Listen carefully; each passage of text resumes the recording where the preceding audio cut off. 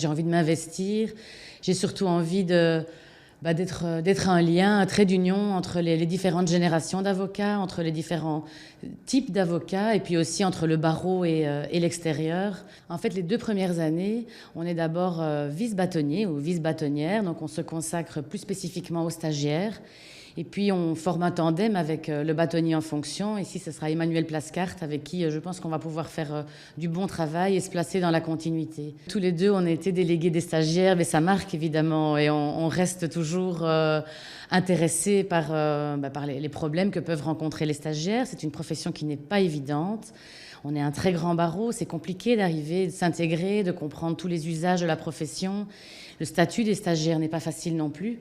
Un stagiaire qui commence après 5 années d'université gagne 1 600 € bruts par mois.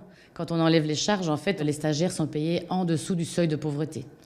Alors, ce n'est pas le cas de tous les stagiaires, heureusement. Il y en a beaucoup qui sont mieux payés, mais il y a quand même vraiment quelque chose à faire autour du statut financier. La symbolique de ne pas encore avoir eu de femme bâtonnière, ça, c'était négatif. Et donc, symboliquement, le fait qu'après, il a fallu attendre 100 ans pour qu'il y ait une femme bâtonnière à Bruxelles francophone. Il y en a déjà eu à Bruxelles néerlandophone. 100 ans, c'est long. Après, je pense que voilà, c'est un honneur. C'est évidemment un honneur et je suis très émue pour ça, mais ce n'est pas un sujet.